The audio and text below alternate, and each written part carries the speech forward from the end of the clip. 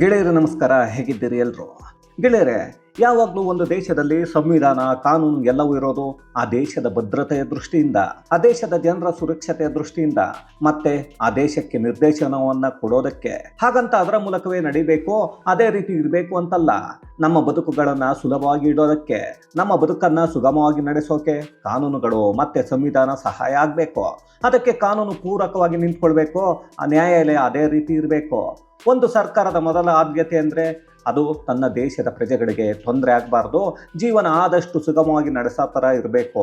ತನ್ನ ದೇಶದ ಗಡಿ ಯಾವಾಗಲೂ ಭದ್ರತೆಯಿಂದ ಇರಬೇಕು, ದೇಶವನ್ನು ಹೇಗೆ ಕಾಪಾಡಿಕೊಳ್ಳಬೇಕು ಅನ್ನೋದು. ಅದು ಆಗಲಿಲ್ಲ ಅಂದರೆ ಎತ್ತು ಏರಿಗೆ ಇಳಿದ್ರೆ ಕೋಣ ನೀರಿಗೆ ಇಳಿದ ಹಾಗೆ ಇರುತ್ತೆ. ಈಗ ಅಂಥದ್ದೇ ಮತ್ತೊಂದು ಎಡವಟ್ಟನ್ನು ಸುಪ್ರೀಂ ಕೋರ್ಟ್ ಮಾಡ್ತಾ ಇದೆ. ಇನ್ನು ಸುಪ್ರೀಂ ಕೋರ್ಟ್ ಈ ರೀತಿ ಆದೇಶವನ್ನು ಕೊಡ್ತಾ ಇದ್ರೆ ನಮಗೆ ಅನುಮಾನ ಬರ್ತಾ ಇದೆ, ನಾವು ಭಾರತದಲ್ಲಿ ಇದ್ದೀವೋ ಇಲ್ಲ ಅಂದರೆ ನಾವೇ ಏನಾದರೂ ಪಾಕಿಸ್ತಾನದಲ್ಲಿ ಬಂದು ಕೂತ್ಕೊಂಡಿದ್ದೀವೋ ಅಂತ. ಯಾಕಂದರೆ ಸಂವಿಧಾನ ಹೇಳುತ್ತೆ, ನ್ಯಾಯಾಧೀಶರು ಕೊಟ್ಟ ತೀರ್ಪಿನ ಬಗ್ಗೆ ಮಾತಾಡಿದರೆ ನ್ಯಾಯಾಂಗ ಉಲ್ಲಂಘನೆ ಮಾಡಿದ ಹಾಗೆ ಅಂತ. ಆದರೆ ಅದೇ ಸಂವಿಧಾನ ಹೇಳಿರೋ ಸಾಮಾನ್ಯ ಜನರು ಬದುಕೋ ಹಕ್ಕು, ಇದರ ಬಗ್ಗೆ ಕೇಳಬಾರ್ದ? ಇಲ್ಲ ಅಲ್ಲಿ ಹೇಳಿರೋ ನಮ್ಮ ದೇಶದ ಪ್ರಜೆಗಳು ಮೊದಲು ಅನ್ನೋದನ್ನು ಕೋರ್ಟ್ಗಳು ಮರೆತಿವ್ಯಾ? ಹಾಗಾದರೆ ಸುಪ್ರೀಂ ನ್ಯಾಯಾಧೀಶರು ಮಾಡಿದ ಎಡವಟ್ಟು ಏನೋ? ಅವರು ಯಾಕೆ ಪಾಕಿಗಳ ಪರ ತೀರ್ಪುಗಳನ್ನು ಕೊಡ್ತಾ ಇದ್ದಾರೆ? ಈಗ ಅವರು ಮಾಡಿದ್ದೇನೋ ಎಲ್ಲವನ್ನ ಈ ವಿಡಿಯೋದಲ್ಲಿ ನೋಡ್ಕೊಂಡು ಬರೋಣ ಬನ್ನಿ. ಗೆಳೆಯರೆ, ಒಂದು ದೇಶದಲ್ಲಿ ಕಾರ್ಯಾಂಗ, ನ್ಯಾಯಾಂಗ, ಶಾಸಕಾಂಗ ಒಟ್ಟಿಗೆ ಕೆಲಸವನ್ನು ಮಾಡದೆ ಎತ್ತು ಏರಿಗೆ ಇಳಿತು, ಕೋಣ ನೀರಿಗೆ ಇಳಿತು ಅನ್ನೋ ಥರ ಒಂದೊಂದು ಅಂಗಗಳು ಒಂದೊಂದು ದಿಕ್ಕಿಗೆ ಹೋಗ್ತಾ ಇದ್ರೆ ಏನಾಗುತ್ತೆ ಅನ್ನೋದಕ್ಕೆ ನಮ್ಮ ಕಣ್ಣ ಮುಂದೆ ಬೇಕಾದಷ್ಟು ದೇಶಗಳು ಸಿಗುತ್ತವೆ. ಉದಾಹರಣೆಗೆ ವೆನಿಜುವೆಲಾ, ಶ್ರೀಲಂಕಾ, ಪಾಕಿಸ್ತಾನ ಇವುಗಳನ್ನು ನೋಡ್ತಾ ಇದ್ರೆ ಅವುಗಳ ಪರಿಸ್ಥಿತಿ ಎಲ್ಲಿಗೆ ಬಂದಿದೆ ಅನ್ನೋದು ನಮಗೆಲ್ಲ ಗೊತ್ತೇ ಇದೆ. ಈಗ ಭಾರತದಲ್ಲಿ ಭದ್ರತೆಯ ಬಗ್ಗೆ ತೀವ್ರವಾಗಿ ಪ್ರತಿಕ್ರಿಯೆ ಕೊಡಬೇಕಾದ ಅನಿವಾರ್ಯತೆಗೆ ನಾವುಗಳು ಬಂದಿದ್ದೀವಿ. 2001 ಸೆಪ್ಟೆಂಬರ್ 9 ಅಮೆರಿಕದ ಟ್ವಿನ್ ಟವರ್ ಮೇಲೆ ದಾಳಿ ಆಯಿತು. ಅಲ್ಲಿ 2700 ಜನರ ಹತ್ಯೆ ಆಯಿತು. ಅಷ್ಟೊಂದು ಜನರ ಹತ್ಯೆ ಆದ ಮೇಲೆ ಇಡೀ ದೇಶಕ್ಕೆ ಅನ್ನಿಸಿದ್ದು ನಮ್ಮ ದೇಶದಲ್ಲಿ ಸರ್ಕಾರ ಇದೆಯಾ ಅನ್ನೋ ಅನುಮಾನಗಳು ಅಲ್ಲಿನ ಜನರಿಗೆ ಬಂದಿತ್ತು. ಭಯ ಕೂಡ ಶುರುವಾಗಿತ್ತು. ಅಂತಹ ಸ್ಥಿತಿ ಅಲ್ಲಿ ನಿರ್ಮಾಣ ಆಗಿತ್ತು.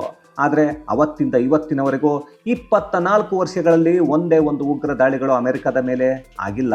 ಹಾಗಂತ ಉಗ್ರರು ಏನಾದರೂ ಅಮೆರಿಕದ ಮೇಲೆ ಪ್ರೀತಿಯನ್ನು ತೋರಿಸಿದ್ರು, ಕನಿಕರವನ್ನು ತೋರಿಸಿದ್ರು, ಇಲ್ಲ ಲವ್ ಏನೋ ಜಾಸ್ತಿ ಆಗೋಯ್ತು ಅಂತ ಅಲ್ಲ. ಯಾಕಂದರೆ ಇಡೀ ವಿಶ್ವದಲ್ಲೇ ಉಗ್ರರ ಮೊದಲ ಟಾರ್ಗೆಟ್ ಅಮೆರಿಕ, ಆಮೇಲೆ 2ನೇ ಸ್ಥಾನದಲ್ಲಿ ಇಸ್ರೇಲ್ನಲ್ಲಿ ಯುದ್ಧ ಆಗುತ್ತೆ. ಇಸ್ರೇಲ್ಗೆ ಸಂಪೂರ್ಣ ಸಹಕಾರವನ್ನು ಅಮೆರಿಕ ಕೊಡುತ್ತೆ. ಅಮೆರಿಕ ಅನ್ನೋದು ಕಾಫಿರರ ದೇಶ, ಇಸ್ಲಾಂ ಧರ್ಮದ ವಿರುದ್ಧವಾಗಿ ನಿಲುವನ್ನು ಇಟ್ಕೊಂಡಿದೆ ಅನ್ನೋ ಒಂದೇ ಒಂದು ಕಾರಣಕ್ಕೆ ಅಮೆರಿಕದ ಮೇಲೆ ಬಹಳಷ್ಟು ಸಲ ದಾಳಿಯನ್ನು ಮಾಡೋಕ್ಕೆ ಇಡೀ ಜಗತ್ತಿನ ಉಗ್ರರು ಯೋಚನೆಯನ್ನು ಮಾಡ್ತಾ ಇರ್ತಾರೆ. ಅದರಲ್ಲಿ ಮೊದಲ ಸ್ಥಾನದಲ್ಲಿ ಬರೋದು ಪಾಕಿಸ್ತಾನದ ಉಗ್ರರು. ಆದರೆ ಇವತ್ತಿನವರೆಗೂ ಅದು ಸಾಧ್ಯ ಆಗ್ತಾ ಇಲ್ಲ. ಅದಕ್ಕೆಲ್ಲ ಕಾರಣ ಅಂದರೆ ಅಮೆರಿಕದ ಉಗ್ರ ಕೃತ್ಯದ ವಿರುದ್ಧ ಅಂತಹ ಕವಚವನ್ನು ಸೃಷ್ಟಿ ಮಾಡಿಕೊಂಡಿದೆ. ಉಗ್ರರಿಗೂ ಗೊತ್ತು, ಅಮೆರಿಕದ ಮೇಲೆ ದಾಳಿಯನ್ನು ಮಾಡಿದರೆ ಅವರು ನಮ್ಮನ್ನು ವಾಪಸ್ಸು ಹೋಗೋಕೆ ಬಿಡಲ್ಲ, ನಮ್ಮನ್ನು ಜನ್ನತ್ಗೆ 72 ಕನ್ಯೆಯರ ಜೊತೆ ಆರಾಮಾಗಿ ಇರೋಕೆ ಕಳಿಸಿಕೊಡ್ತಾರೆ ಅಂತ. ನಮಗೆ ಅಮೆರಿಕದ ಸಹವಾಸ ಬೇಡ ಅಂತ ಸುಮ್ಮನೆ ಇದ್ದಾರೆ. ಅಲ್ಲ ರೀ, ಬಿನ್ ಲಾಡನ್ ಅನ್ನೋ ಉಗ್ರನನ್ನ ಪಾಕಿಸ್ತಾನದ ಒಳಗೆ ಅಮೆರಿಕ ಒಡೆದು ಹಾಕಿದ್ದಾದ್ರೂ ಹೇಗೆ? ಯೋಚನೆಯನ್ನ ಮಾಡಿ. ಅಂದರೆ ಉಗ್ರರ ವಿರುದ್ಧ ಅಮೆರಿಕದ ನಿಲುವು ಏನು ಅನ್ನೋದು ಇದನ್ನು ನೋಡಿದರೆ ನಮಗೆಲ್ಲ ಗೊತ್ತಾಗತ್ತೆ. ಗೆಳೆಯರೆ, ಈಗ ನಾವು ಯೋಚನೆಯನ್ನು ಮಾಡಿಕೊಂಡು ಆತ್ಮವಿಮರ್ಶನೆಯನ್ನು ಮಾಡ್ಕೋಬೇಕಾಗತ್ತೆ. ಒಂದು ಸಲ ಅಲ್ಲೆಲ್ಲೋ ಬ್ಲಾಸ್ಟ್ ಮಾಡ್ತಾರೆ, ಬಾಂಬ್ ಹಾಕ್ತಾರೆ, ಇನ್ನೊಂದು ಸಲ ಸೈನಿಕರ ಮೇಲೆ ದಾಳಿಯನ್ನು ಮಾಡ್ತಾರೆ, ಮತ್ತೊಂದು ಸಲ ಪ್ರವಾಸಿಗರನ್ನು ಟಾರ್ಗೆಟ್ ಮಾಡ್ತಾರೆ. ನಾವು ಉಗ್ರರನ್ನು ಮಾತ್ರ ಹೊಡೆದು ಹಾಕ್ತೀವಿ, ಮತ್ತೊಂದಷ್ಟು ಉಗ್ರರು ಹುಟ್ಟಿಕೊಳ್ತಾರೆ. ಇದೊಂಥರ ರಕ್ತ ಬೀಜಾಸುರ ಇದ್ದ ಹಾಗೆ. ಹಾಗಾಗಿ ಕೇವಲ ದಾಳಿ ಮಾಡಿ ಇಲ್ಲೇನೋ ಹತ್ಯೆಯನ್ನು ಮಾಡಿದ ಉಗ್ರರನ್ನು ಹೊಡೆಯೋದನ್ನು ಬಿಟ್ಟು ಮೂಲದಿಂದಲೇ ಇದನ್ನು ಕಿತ್ತು ಹಾಕೋದೇ ಇದ್ದರೆ ಉಗ್ರರು ಕೊನೆಯಾಗಲ್ಲ, ಉಗ್ರ ಕೃತ್ಯ ನಡೆಸೋರು ಕಮ್ಮಿ ಆಗಲ್ಲ. ಹಾಗಾಗಿ ಉಗ್ರ ಕೃತ್ಯಗಳಿಗೆ ಕುಮ್ಮಕ್ಕು ಕೊಡೋ ಶಕ್ತಿಗಳನ್ನೇ ಮುಗಿಸಬೇಕು. ಅದನ್ನೇ ಈ ಸಲ ಭಾರತ ಸರ್ಕಾರ ಮಾಡೋಕೆ ಹೊರಟಿದೆ. ಅದಕ್ಕೆ ಮೊದಲು ಸರ್ಕಾರ ಮಾಡೋಕೆ ಹೊರಟಿದ್ದು ನಮ್ಮ ಶತ್ರು ರಾಷ್ಟ್ರದ ಪ್ರಜೆಗಳನ್ನು ಹೊರಗೆ ಕಳಿಸೋ ಕೆಲಸ. ಅದಕ್ಕೆ ಒಂದು ಟೈಮ್ ಕೂಡ ನಮ್ಮ ಸರ್ಕಾರ ಕೊಡುತ್ತೆ. ನಮ್ಮ ದೇಶದಲ್ಲಿ ಇಂತಹ ಒಳ್ಳೆ ಕೆಲಸಗಳನ್ನು ಮಾಡೋಕ್ಕೆ ಹೋದಾಗ ಒಂದಷ್ಟು ದೇಶದ ಒಳಗೆ ಇರೋರು ಹೈಕೋರ್ಟ್ ಇಲ್ಲ ಅಂದರೆ ಸುಪ್ರೀಂ ಕೋರ್ಟ್ಗೆ ಹೋಗ್ತಾರೆ. ಅವ್ರಿಗೆಲ್ಲ ಗೊತ್ತಿದೆ, ದೇಶದಲ್ಲಿ ಮೋದಿ ಸರ್ಕಾರ ಇದೆ ನಿಜ, ಆದರೆ ವ್ಯವಸ್ಥೆ ಕಾಂಗ್ರೆಸ್ನದ್ದೇ ಇದೆ ಅಂತ. ಅದಕ್ಕೆ ಕಾರಣ ಮೋದಿ ಸರ್ಕಾರ ಕಳೆದ 11 ವರ್ಷದ ಹಿಂದೆ ಬಂದಿದೆ. ಆದರೆ 65 ವರ್ಷ ಕಾಂಗ್ರೆಸ್ ಆಡಳಿತ ನಡೆಸಿತ್ತು. ಆಗಿದ್ದ ನ್ಯಾಯಾಧೀಶರೇ ಈಗಲೂ ಇದ್ದಾರೆ. ಈಗಾಗಲೇ ಅವರು ಕೂಡ ವಯಸ್ಸಾಗಿ ನಿವೃತ್ತಿ ಆಗೋಕ್ಕೆ ಬಂದಿರ್ತಾರೆ. ಇನ್ನೊಂದೆರಡು ವರ್ಷದಲ್ಲಿ ಅವರೆಲ್ಲ ಬಹುತೇಕರು ನಿವೃತ್ತಿ ಆಗ್ತಾರೆ. ಅವರೆಲ್ಲ ನೇಮಕ ಆಗಿರೋದು ಕಾಂಗ್ರೆಸ್ ಕಾಲದಲ್ಲಿ. ಅಂದಮೇಲೆ ಮನಸ್ಥಿತಿ ಕೂಡ ಹಾಗೇ ಇರುತ್ತೆ ಬಿಡಿ. ಇನ್ನು ನ್ಯಾಯಾಲಯದ ಚೌಕಟ್ಟು ಏನು? ಯಾವುದೇ ಸಂವಿಧಾನ ಹೇಳೋದು ಆ ದೇಶದ ಸುರಕ್ಷತೆಯ ವಿಚಾರದಲ್ಲಿ ಸರ್ಕಾರದ ಜೊತೆಗೆ ಇರಬೇಕು, ಸರ್ಕಾರ ತೆಗೆದುಕೊಳ್ಳೋ ನಿಲುವುಗಳನ್ನು ಸಮರ್ಥನೆ ಮಾಡಿಕೊಳ್ಬೇಕು ಅಂತ. ಆದರೆ ಮೊನ್ನೆ ಜಮ್ಮು ಕಾಶ್ಮೀರ ಲಡಾಖ್ ಹೈಕೋರ್ಟ್ ಪಾಕಿಸ್ತಾನಿ ಮಹಿಳೆಯನ್ನು ವಾಪಸ್ ಕಳಿಸೋದಕ್ಕೆ ತಡೆಯನ್ನು ನೀಡಿತ್ತು. ಹಾಳಾಗಿ ಹೋಗಲಿ, ಬರೀ ತಡೆಯನ್ನು ನೀಡಿದರೆ ಪರವಾಗಿಲ್ಲ, ಜೊತೆಗೆ ಪೂಂಚ್ ಜಿಲ್ಲೆ ಜಿಲ್ಲಾಧಿಕಾರಿಗಳಿಗೆ ಹೇಳುತ್ತೆ ಅವರ ಮನೆಯ ದಾಖಲಾತಿಗಳನ್ನು ಪರಿಶೀಲನೆ ಮಾಡಿ ಅಂತ. ಅಲ್ಲ ರೀ, ಬಂದಿರೋದು ಪಾಕಿಸ್ತಾನದಿಂದ. ಆಕೆಯೇ ಹೇಳ್ತಾ ಇದ್ದಾಳೆ ನನ್ನದು ಅದೆಲ್ಲೋ ಆನ್ಲೈನಲ್ಲಿ ಮದುವೆ ಆಯಿತು ಅಂತ. ಇವನು ನೋಡಿದರೆ ಮೋಸವನ್ನು ಮಾಡಿ CRPF ಯೋಧ ಆಗಿದ್ದಾನೆ. ಈಗ ಏನೋ ಅವನನ್ನು ಕೆಲಸದಿಂದ ಕಿತ್ತು ಹಾಕಿದ್ದಾರೆ. ಆಕೆ ಹೋಗದಾಗೆ ಅವಳ ಮೇಲೆ ಒತ್ತಡವನ್ನು ಹೇರಬಾರ್ದು, ಆಕೆಯನ್ನು ಮುಂದಿನ ವಿಚಾರಣೆವರೆಗೂ ಎಲ್ಲೂ ಕಳಿಸಬಾರ್ದು ಅನ್ನೋ ಆದೇಶವನ್ನು ಆ ಕೋರ್ಟ್ ಕೊಟ್ಟಿತ್ತು. ಇದರ ಕುರಿತು ಮೊನ್ನೆ ನಾನು ವಿಡಿಯೋ ಮಾಡಿದ್ದೆ. ಆಗ ಒಬ್ಬರು CRPF ಯೋಧರು ಒಂದು ಕಮೆಂಟ್ಸ್ ಹಾಕಿದ್ರು, ಅವನು ಮಾಡಿರೋದು ದೇಶದ್ರೋಹದ ಕೆಲಸ ಅಂತ. ಅಲ್ಲ ರೀ, ಅವರದ್ದೇ CRPF ಅಲ್ಲಿ ಸೇವೆ ಮಾಡೋ ಯೋಧರೇ ಹೇಳ್ತಾ ಇದ್ದಾರೆ ಅವನು ಮಾಡಿರೋದು ದೇಶದ್ರೋಹದ ಕೆಲಸ ಅಂತ. ಇದಕ್ಕಿಂತ ಇನ್ನೇನ್ರಿ ಬೇಕು? ಇದೊಂದು ಘಟನೆ ಜಡ್ಜ್ ಅದೇನೋ ಅರ್ಥ ಮಾಡ್ಕೊಂಡ್ರೋ ಗೊತ್ತಿಲ್ಲ ಅಂತ ಸುಮ್ಮನೆ ಇದ್ರೆ, ಈಗ ಸುಪ್ರೀಂ ಕೋರ್ಟ್ನಲ್ಲಿ ಇನ್ನೊಬ್ಬ ಟೆಕ್ಕಿ ಇದೇ ಥರ ತಡೆಯಾಜ್ಞೆಯನ್ನು ತಗೊಂಡಿದ್ದಾನೆ. ಗೆಳೆಯರೆ, 1997ರಲ್ಲಿ ಪಾಕಿಸ್ತಾನದ ಟೆಕ್ಕಿಯ ಕುಟುಂಬ ಶ್ರೀನಗರಕ್ಕೆ ಬರುತ್ತೆ. ಅಲ್ಲಿಗೆ ಬಂದು ಭಾರತದಲ್ಲೇ ಓದಿದ್ದಾನೆ. ಭಾರತದಲ್ಲೇ ಅಕ್ಸೆಂಚರ್ ಕಂಪನಿಯಲ್ಲಿ ಸಾಫ್ಟ್ವೇರ್ ಇಂಜಿನಿಯರ್ ಆಗಿದ್ದಾನೆ. 1997ರಲ್ಲಿ ಮೊದಲು ಅಪ್ಪ ಮಗ ಬಂದಿದ್ದಾರೆ. 2000ನೇ ಇಸ್ವಿಯಲ್ಲಿ ಇಡೀ ಕುಟುಂಬವನ್ನು ಭಾರತಕ್ಕೆ ಕರೆದುಕೊಂಡು ಬಂದಿದ್ದಾರೆ. ಇದನ್ನೇ ಸ್ವತಃ ಆ ಕಳ್ಳನ ಮಗ ಟೆಕ್ಕಿ ಹೇಳ್ತಾ ಇರೋದು. ಅಲ್ಲ ರೀ, ಯಾವಾಗ ಬಂದರು, ಯಾಕೆ ಬಂದರು ಅನ್ನೋದು ಇಂಪಾರ್ಟೆಂಟ್ ಆಗಲ್ಲ. ಇವರು ಬಂದಿರೋದು ವೀಸಾ ತಗೊಂಡು. ವೀಸಾ ಅವಧಿ ಮುಗಿದ ಮೇಲೆ ವಾಪಸ್ ಹೋಗಬೇಕಾಗತ್ತೆ. ಆದರೆ ಇವರು ಹೇಳ್ತಾ ಇರೋದು ವೀಸಾವನ್ನು ಸರೆಂಡರ್ ಮಾಡಿದ್ದೀವಿ ಅಂತ. ಆದರೆ ಇವರಿಗೆ ಭಾರತದ ಪಾಸ್ಪೋರ್ಟ್ ಹೇಗೆ ಸಿಕ್ತು, ಭಾರತದ ಸದಸ್ಯತ್ವ ಹೇಗ್ರಿ ಸಿಕ್ತು? ಆಗ ಇನ್ನೂ CAA ಜಾರಿಯಾಗಿರಲಿಲ್ಲ. ಭಾರತದ ಸದಸ್ಯತ್ವ ಬೇಕು ಅಂತ ಕಾಯ್ತಾ ಇರೋ ಲಕ್ಷಾಂತರ ಜನರಿಗೆ ಇನ್ನೂ ಸಿಕ್ಕಿಲ್ಲ. ಕೋರ್ಟಲ್ಲಿ ಜಸ್ಟಿಸ್ ಸೂರ್ಯಕಾಂತ್ ಅದನ್ನೇ ಕೇಳ್ತಾರೆ, ನೀನು 1997ರಲ್ಲಿ ಬಂದಿದ್ದೀಯಾ, ಅದಾದ ಮೇಲೆ ಭಾರತದ ಪೌರತ್ವವನ್ನು ಹೇಗೆ ಪಡ್ಕೊಂಡೆ ಅದನ್ನು ಹೇಳು. ಯಾಕಂದರೆ ನಿನ್ನದು ಪಾಕಿಸ್ತಾನದ ಮೀರ್ಪುರ, ನಿನ್ನ ಕುಟುಂಬ ಇತ್ತೀಚೆಗೆ ಬಂದಿದೆ, ನೀನು ಇಲ್ಲೂ ಓದಿದ್ದೀಯಾ ಅಂತ ಈ ದೇಶದ ಪ್ರಜೆ ಆಗೋಕೆ ಆಗಲ್ಲ ಅಂತ ಕೋರ್ಟ್ ಹೇಳುತ್ತೆ. ಅದಾದ ಮೇಲೆ ತಡೆಯಾಜ್ಞೆಯನ್ನು ಮತ್ತೆ ಕೊಡುತ್ತೆ. ಇವನ ಕುಟುಂಬವನ್ನು ಭಾರತದಿಂದ ಹೊರಗೆ ಕಳಿಸೋ ಹಾಗಿಲ್ಲ ಅಂತ ಹೇಳುತ್ತೆ. ಅಲ್ಲ ರೀ, ಇವನಿಗೆ ಭಾರತದ ಪೌರತ್ವ ಹೇಗೆ ಸಿಕ್ತು?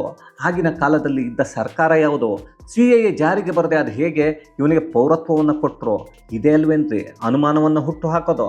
ಆಗಿನ ಸರ್ಕಾರ ಹಾಗಾದರೆ ಏನು ಮಾಡಿದೆ ಅನ್ನೋದನ್ನು ಒಂದು ಸಲ ಯೋಚನೆ ಮಾಡಿಕೊಳ್ಳಿ.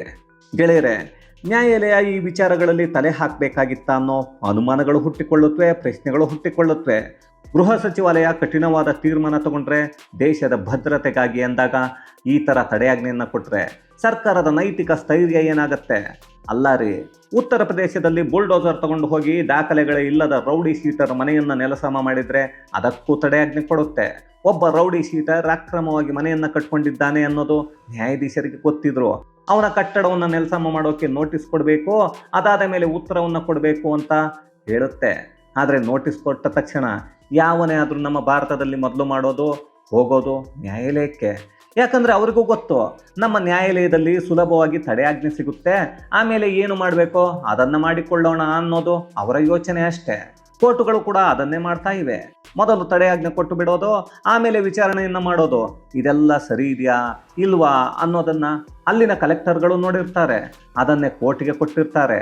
ಆದರೆ ಕೋರ್ಟ್ ಹೇಳೋದು ಇದನ್ನು ಸರಿಯಾಗಿ ಮತ್ತೊಮ್ಮೆ ಪರಿಶೀಲನೆಯನ್ನು ಮಾಡಿ ಅಂತ, ಅಲ್ಲಿಯವರೆಗೂ ತಡೆಯಾಜ್ಞೆ ಅಂತ.